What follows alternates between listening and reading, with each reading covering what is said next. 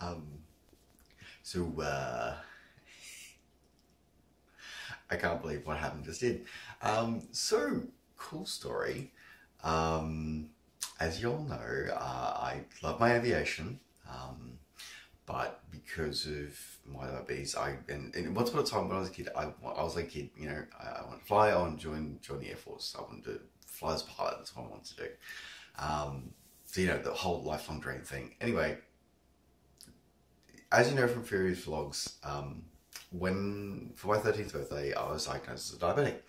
And cool story, diabetics can't fly, or at least back then we couldn't fly, we can't join the military. There's a lot of things that basically burn a whole heap of dreams. TLDR, I went to pieces, but sort of started finding my way again now as an adult. So, but I've still kind of written off the dream of flying. I work in the aviation industry now. I'm very grateful that I'm very fortunate that I do. I flight simmed now for a few years, and it's how I got onto YouTube in the first place. And it's fun, and I enjoy it. I love it, and it got with the job that I have now, that working with real airplanes, and I'm happy with that, and that's cool. Anyway, so, but I still don't fly. Like I've got. I looked at getting my recreational pilot's license a few years ago. I was starting it, but then I put it on hold because at the time it looked like I was going to be emigrating to the US, and the license type doesn't carry across. So I was like, well, there's no point me getting it if I'm only going to have to redo it again when I get to the US. And then when that fell apart, I just didn't have the energy to actually do it again, and I just let it slide.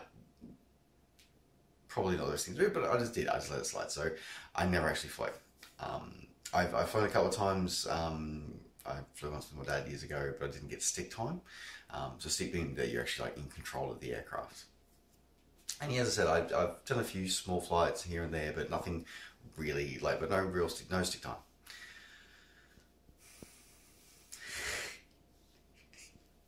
So the other day, the guys that I'm working with on this project basically go to me and say, we were discussing something, and I said, well, I turned to them and I said, look, at the end of the day, I'm a software developer. I'm a glorified software developer. I'm not a pilot. I don't fly. And I said, look, you tell me these changes, and I'm trying to make them, but the concepts and how you want to teach your students, I'm not really understanding, because I haven't gone through that process. I haven't gone through flight training. I haven't gone through flight school. I understand the process, the principles of teaching people, absolutely. I've been doing it for way too many years. But yeah, I'm not a pilot. Flight school's not my thing. It's just, yeah. Anyway, and so, and this guy turns around and says, well, we should get you up. And I sort of looked at him and sort of gone, yeah, okay, whatever. Like, that's never going to happen. You're never going to get permission to get an insulin-dependent type 1 diabetic up in the back seat of a P629. Anyway, and it kind of went quiet anyway, but anyway, that's fine. And then, and then it was like, right, you need to go get fitted for a D-suit. And I'm like, wait, what? So yesterday I got fitted for the greens, so the flight suit. I got fitted for my G suit and all the survival gear. So it's including like the life vest harness, all the oxygen mask, all the gear, and I was just like, okay, all right, thanks for the effort, but I'm still thinking this is not going to happen. Then I had to go get my aviation medical, and I'm like, aviation medical, that's going to be a bit of a problem with a type 1 diabetic. But anyway, no, it was cleared as a PAX flight. And I'm like, okay, all right, this is getting interesting. And then I had to go and do ejection seat training, because this isn't a Cessna I'm getting into, or a Boeing, or 737 or something that you get in every day. No, this is a Pilatus PC-21. This is a high performance trainer.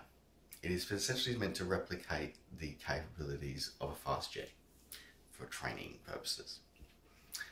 And I'm like, oh crap, this is getting scary and real, and especially when you sit in an ejection seat trainer. So an ejection seat trainer is, you know, kind of what it says it does is what it says on the tin.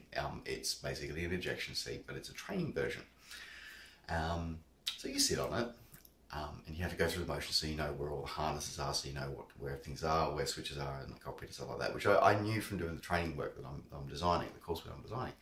And I'm like, okay, so we're sitting in this thing, and you go through the process of it, and there are various things that are said in that training which you really do. And one of the things you have to do, you do a simulated ejection. So you don't actually get thrown out of anything, whatever, but you go through the motions of pulling everything and pulling the handle that will actually launch you through the cockpit.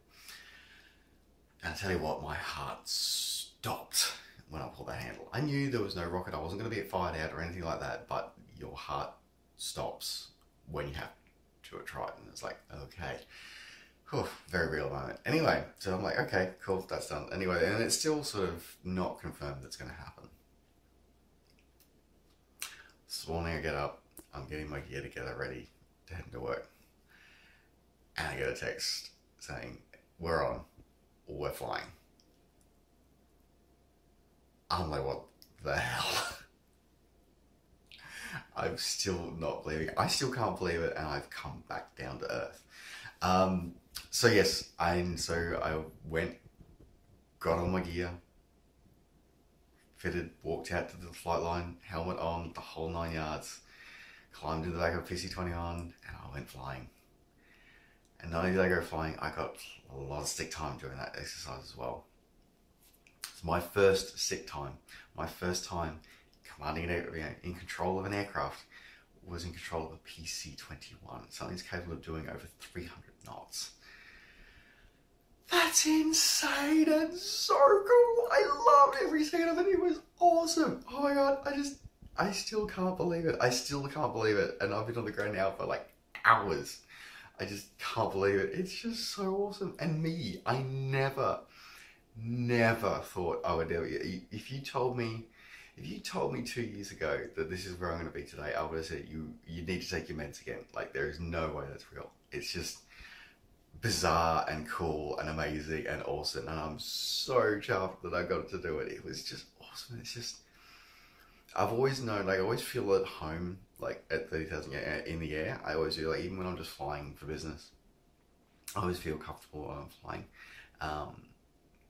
But being in an airplane is just, and flying an airplane, whole new level of that as well. And I mean, it's a shame I won't be able to do it for a living, but I'll tell you what, I never dreamed I would be in charge, I'd be able to fly something that fast, that powerful, that amazing, and it happened. It just happened. It's so cool. Oh my God, it's awesome. Oh. It's just, yeah, I'm gonna be, yeah, not a huge amount I can say about it, but yeah, it was awesome. It was so much fun, and it was just, and being able to work with the people I work with is just awesome. It really is. It's a challenge at times, but it is awesome. The one interesting, cool thing at the moment, so I'm wearing my Spartan shirt, as you see. Now, the reason why I'm wearing the Spartan shirt is that you have to wear, you've got your flight suit, but underneath your flight suit, you wear a shirt. Now that shirt, now has to be 100% cotton, because if there's a flash fire, basically polyester will melt to you. So many shirts these days, even shirts that you don't expect, are polyester. So the one I was wearing, my uniform shirt, is a polyester-based blend, cotton blend. And so I couldn't wear it. So I had to scramble back and find shirts, and my flight almost didn't happen, because I almost didn't have a shirt. The only shirt that I had with me that's 100% cotton was my Spartan Australia Finisher shirt. It was like, it was like meant to be. It's so cool. So yes, I still have my Spartan boots when I went flying. So that was cool. Anyway, I really wanted to share that with you, because it was such an epic experience. I loved it, and it really goes to prove, if you work hard, you will find a way. It might be unconventional, but if you want something enough, you will find a way. Just trust yourself, trust the process. It might be unconventional, it might be not what you expected, but you will find a way. If you believe and if you work hard. It's cool. Alright guys, I gotta go because I'm tired now. It's awesome. Thanks.